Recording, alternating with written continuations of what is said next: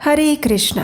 परम मंगलमय इस मार्गशीर्ष मास की सुंदर कथाओं में आप सबका स्वागत है। इस पवित्र मार्गशीर्ष मास का बस कुछ ही दिनों में समापन होने वाला है और इस समय हम श्रवण कर रहे हैं परम भगवान श्री कृष्ण की सुंदर दिव्य लीलाओं का, और वो भी हमारे पौराणिक शास्त्रों से। और हमारी इसी मार्गशीर्ष मास कथा श्रृंखला की पिछली कड़ी में हमने सुना कि किस प्रकार भगवान श्री कृष्ण राधा रानी और सभी गोपियों को संतुष्ट करके पुनः व्रज में वापस आ जाते हैं, और तत्पश्चात ऋषि नारायण देवर्षि नारद मुनि को भगवान के आने वाले जीवन का संक्षिप्त कथा वर्णन कह के सुनाते हैं। और इसी कथा श्रृंखला को आगे बढ़ाते हुए चलिए आज की कथा का आरंभ करते हैं।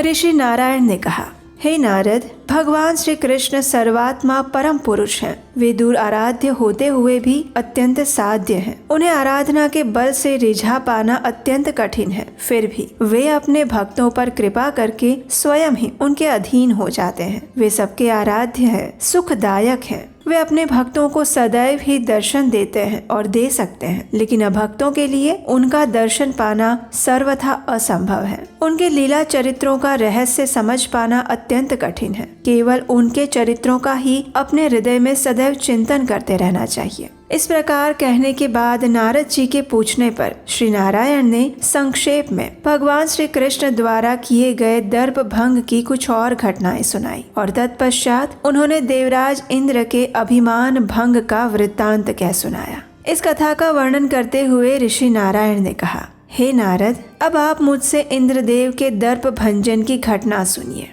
एक समय देवराज इंद्र अपने ब्रह्मनिष्ठ गुरु बृहस्पति को आते हुए देखकर भी सभा में अपने अभिमानवश अपने सिंहासन से उठ नहीं पाए। इस प्रकार उन्होंने गुरु का अपमान किया और इसे उनके गुरु ने अपना अपमान समझा और वे अत्यंत रुष्ट होकर वहां से लौट गए। हालांकि उनके मन में इंद्र के प्रति द्वेष भाव का उदय हुआ था, फिर भी धर्मात्मा गुरु ने स्नेहवश कृपा करके उन्हें कोई श्राप नहीं दिया। लेकिन श्राप न मिलने पर भी इंद्र का अभिमान चूर हो गया। अगर कोई धर्म अथवा प्रेम का विचार करके किसी के भारी अपराध करने पर भी श्राप ना दे, तो भी उसका वो अपराध अवश्य फल देता है। धर्मदेव स्वयं ही उस पापी का नाश कर देते हैं। जो धर्मात्मा पुरुष जिस हिंसक या अपराधी को क्रोध पूर्वक श्राप दे देता है, उसके उस श्राप से अपराधी का अवश्य विनाश होता है। लेकिन धर्मात्मा पुरुष का धर्म भी उसी मात्रा में क्षीण हो जाता है। इंद्र ने जो गुरु का अपमान रूप अधर्म किया था, उसके कारण उन्हें ब्रह्म हत्या के भागी बनना पड़ा, और ब्रह्म हत्या से डरे हुए देवराज इंद्र अपना राज्य छोड़कर एक पवित्र सरोवर में चले गए।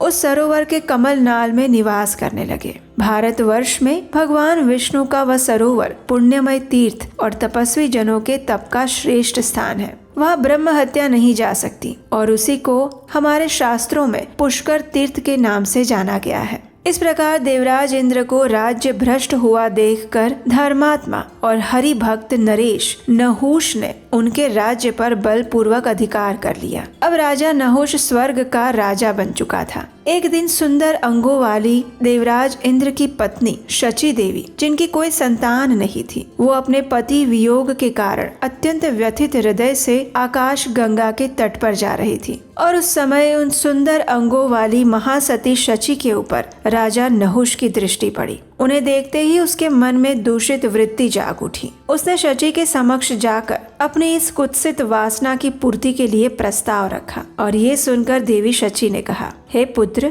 मेरी बात सुनो। तुम प्रजा के भय का भंजन करने वाले हो। राजा समस्त प्रजा का पालक पिता होता है और वो सबकी भय से रक्षा करता है। इस समय मेरे पति महेंद्र राज्य लक्ष्मी से भ्रष्ट हो गए हैं, और तुम स्वर्ग में राजा के पद पर प्रतिष्ठित हुए हो। जो राजा होता है वो निश्चय ही प्रजाजनों का पालक पिता होता है। गुरु पत्नी, राजपत्नी, देव पत्नी, पुत्रवधू, माता की बहन, पिता की बहन, शिष्य पत्नी, भृत्य पत्नी, मामी, पिता की पत्नी, भाई की पत्नी, सास, बहन, बेटी, गर्भ में धारण करने वाली जन्मदात्री और इष्ट देवी, ये सभी पुरुष की 16 माताएं कहलाई गई हैं। तुम मनुष्य हो और मैं देवता की पत्नी हूँ, इसलिए तुम्हारी वेद सम्मत माता हुई। हे पुत्र, अगर माँ के साथ रमण करना चाहते हो तो माता अदिति के पास जाओ। सभी पापियों के उद्धार का उपाय है, लेकिन मातृगामियों के लिए कोई उपाय नहीं है। वे ब्रह्मा जी की आयु तक कुंभी पाक नरक में पकाए जाते हैं और उसके उसके बाद 7 कल्पों तक कीड़े होते हैं, उसके बाद 7 जन्मों तक कोढ़ी बन के रहना पड़ता है और उसके बाद वे म्लेच्छ बन के आते हैं। ऐसे जीवात्माओं का कदापि उद्धार नहीं होता और ये स्वयं ब्रह्मा जी का कथन है। अंगिरस स्मृति में भी कहा गया है कि वेदों में उनके लिए कोई प्रायश्चित नहीं है। निश्चय ही संसारी जीवों के लिए स्वर्ग की संपत्ति का भोग यही सुख माना गया है, लेकिन मुमुक्षुओं के लिए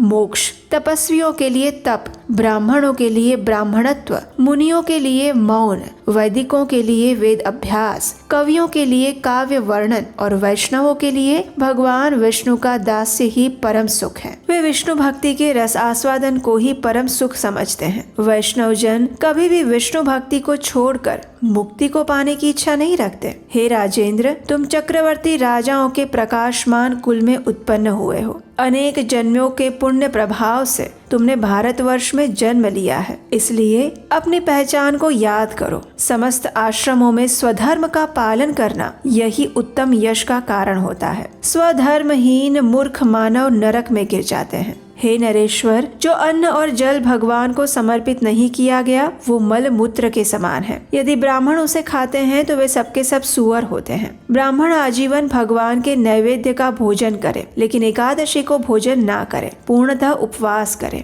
इसी प्रकार कृष्ण जन्माष्टमी, शिवरात्रि, रामनवमी आदि पुण्य वासरों को भी उन्हें निश्चय ही यत्न पूर्वक उपवास करना चाहिए। और यही ब्रह्मा जी ने ब्राह्मणों का स्वधर्म बताया है। पतिव्रताओं का व्रत पति की सेवा है, वही उनके लिए उत्तम तप है। पर पुरुष पतिव्रताओं के लिए पुत्र के समान है और यही नारियों का धर्म है। राजा लोग जैसे प्रजा का औरस पुत्रों की भांति पालन करते हैं, उसी प्रकार वे अपने प्रजा वर्ग की स्त्रियों को भी माता के समान देखते हैं। भगवान विष्णु की प्रसन्नता के लिए यज्ञ करते हैं और देवताओं तथा ब्राह्मणों की सेवा में लगे रहते हैं। पूर्व काल में ब्रह्मा जी ने क्षत्रियों का यही धर्म बताया था। वाणिज्य और धर्म संग्रह ये वैश्यों का अपना धर्म है। ब्राह्मणों की सेवा करना शूद्रों का परम धर्म है। हे राजन, सब कुछ भगवान श्री हरि को समर्पण कर देना ये सन्यासियों का धर्म है। सन्यासी एकमात्र गेरुआ वस्त्र, दंड और मिट्टी का कमंडलू धारण करता है। वो सब जगह समान दृष्टि रखता है, श्री नारायण का स्मरण करता है और नित्य भ्रमण करता है। किसी के घर में नहीं टिकता और लोभवश किसी को विद्या या मंत्र का उपदेश भी नहीं देता। सन्यासी कभी अपने लिए आश्रम नहीं बनाता, दूसरी किसी वासना को मन में स्थान भी नहीं देता। हर प्रकार की आसक्ति और मोह से दूर रहता है। वो लोभ के वशीभूत होकर स्वादिष्ट भोजन नहीं करता, स्त्री का मुख भी नहीं देखता और व्रत में अटल रहकर किसी गृहस्थ पुरुष से मन चाहिए भोज्य वस्तु के लिए याचना भी नहीं करता। और यही सन्यासियों का धर्म है। इसलिए मेरी बात समझो, अपने धर्म का पालन करो और यहाँ से चले जाओ। ऐसा कहकर मार्ग में मिली हुई इंद्राणी चुप हो गई और राजा नहुष गर्दन टेढ़ी करके उनसे कहने लगा, हे देवी, तुमने जो कुछ भी कहा वो सारी बातें उल्टी है। यथार्थ वैदिक धर्म क्या है, अब मैं तुम्हें सुनाता हूँ, ध्यान से सुनो। हे सुर सुंदरी, इसमें संदेह नहीं है कि सबको अपने कर्मों का फल भोगना पड़ता है, लेकिन स्वर्ग, पाताल और दूसरे किसी द्वीप में जो कर्म किए जाते हैं उनका फल नहीं भोगना पड़ता। पुण्य क्षेत्र भारत में शुभ अशुभ कर्म करके कर्मी मनुष्य उस कर्म के बंधन में बंध कर परलोक में उसके फल को भोगता है। हिमालय से लेकर दक्षिण समुद्र तक का पवित्र देश भारत कहलाया गया है। वो सभी स्थानों में श्रेष्ठ और मुनियों की तपोभूमि है। वहाँ जन्म लेकर जीव भगवान विष्णु की माया से वंचित होकर सदैव विषय सेवन करता है और श्री हरि की सेवा को भुला देता है। जो भारतवर्ष में महान पुण्य करता है वो पुण्यात्मा पुरुष स्वर्ग में जाता है और वहाँ स्वर्गीय कन्याओं को अपनाकर चीरकाल तक उनके साथ आनंद भोगता है। मनुष्य मानव शरीर का त्याग करके स्वर्ग में आता है, लेकिन हे सुंदरी, मैं अपने शरीर के साथ यहाँ आया हूँ। देखो मेरा कैसा पुण्य है। अनेक जन्मों के पुण्य से मैं अभिष्ट स्वर्ग में आया हूँ और उसके बाद न जाने किस पुण्य से तुम्हारे साथ मेरा साक्षात्कार हुआ है। इसलिए ये कर्म का स्थान नहीं है, अपितु मेरे कर्मों को भोगने का स्थान है। इस प्रकार कहकर कामासक्त नहुष ने फिर एक बार बहुत सारे प्रयत्नों द्वारा उसी पापपूर्ण प्रस्ताव को दोहराया। राजा नहुष की ऐसी मूर्खतापूर्ण बातें सुनकर देवी शची ने कहा, हाय, इस विवेक शून्य कर्तव्य अकर्तव्य को न जानने वाले मूढ़ कामातुर पुरुष की कितनी बातें आज मुझे सुननी पड़ेगी। काम ने इसके चित्त को चुरा लिया है, वो विवेक शून्य बन चुका है। मधुमत्त एवं सुरामत्त मनुष्य अपनी मौत को भी नहीं गिनता है। हे मत वाले नरेश, आज मुझे छोड़ दे। मैं तेरे लिए माता के समान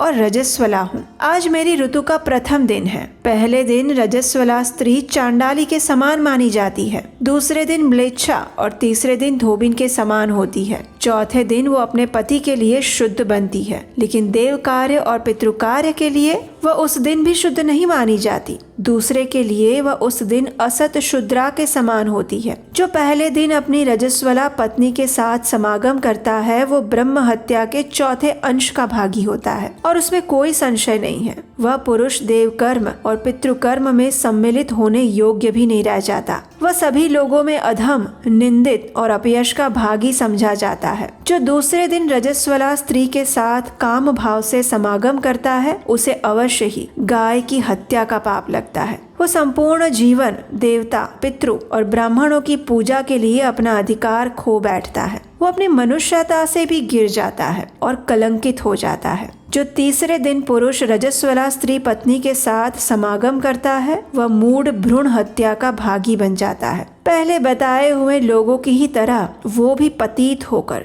संपूर्ण कर्मों का अनधिकारी बन जाता है। चौथे दिन रजस्वला असत शुद्रा कही जाती है, इसलिए विद्वान पुरुष उस दिन भी उसके पास नहीं जाने चाहिए। अरे ओ मूढ़, मैं तेरी माता जैसी हूँ। अगर तू माता को भी बलपूर्वक ग्रहण करना चाहता है तो आज छोड़ दे। ऋतुकाल बीत जाने पर जिस प्रकार तेरी मर्जी हो वैसे करना। सची देवी के इस प्रकार कहने पर भी नहुष नहीं माना और उसने कहा, हे सुंदरी, देवर मणि तो सदैव ही शुद्ध होती है। तुम अपने घर जाओ, मैं अभी आता हूँ। और इस प्रकार कहकर राजा नहुष निर्लज्ज बनकर प्रसन्नता पूर्वक रत्नमय रथ पर आरूढ़ हो गया और नंदन वन में शची के भवन की ओर चल पड़ा। लेकिन शची अपने घर में नहीं लौटी। वो सीधे गुरु बृहस्पति के पास गई। वहाँ जाकर उसने देखा कि गुरुदेव कुशासन पर विराजमान थे। तारा देवी उनके चरणार विंदों की सेवा कर रही थी। वे ब्रह्म तेज से प्रकाशमान थे और उनके हाथ में जप माला थी। वे अपने अभिष्ट देव श्री कृष्ण के नाम का निरंतर जप कर रहे थे। उनके चिंतन में लगे हुए और नेत्रों से आनंद के आंसू बहाते हुए गुरुदेव को शची देवी ने धरती पर माथा टेककर प्रणाम किया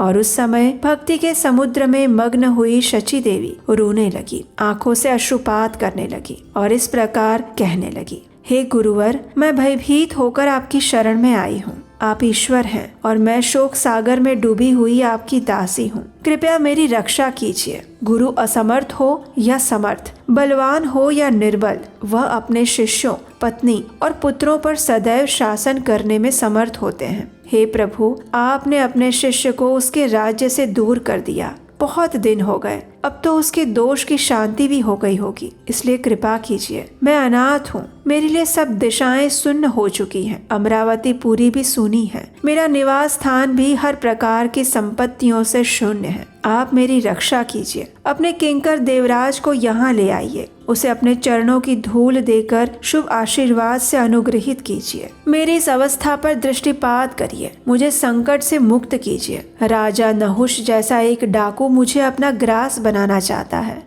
हे गुरुदेव, शिष्यों के लिए सदा गुरु ही शासक, राजा और देवता होता है। अन्नदाता जब तक अन्न देने में समर्थ है तभी तक वो शासक है, लेकिन गुरु जन्म जन्म में शिष्यों के शासक होते हैं। मंत्र, विद्या, गुरु और देवता ये पति की भांति ही पूर्व जन्म के अनुसार ही प्राप्त होते हैं। प्रत्येक जन्म में गुरु का संबंध होने से उनका स्थान सबसे ऊपर है। पिता रूप गुरु जिस जन्म में जन्म देते हैं उसी जन्म में वंदनीय होते हैं। माता और अन्य गुरुओं की भी यही स्थिति है, लेकिन ज्ञानदाता गुरु प्रत्येक जन्म में वंदनीय है। हे मुनिश्रेष्ठ, आप मुझ पर और इंद्र पर कृपा कीजिए। आपके संतुष्ट होने पर ही ग्रह और देवता संतुष्ट रहते हैं। इस प्रकार कहकर शची देवी फिर एक बार उच्च स्वर से क्रंदन करने लगी। उसका इस प्रकार रोना देखकर तारा देवी भी फूट फूट कर रोने लगी। वे अपने पति के चरणों पर गिर पड़ी और बार बार ये कहकर रोने लगी कि आप इंद्र के अपराध को क्षमा कर दीजिए। और तब बृहस्पति संतुष्ट होकर तारा से कहने लगे,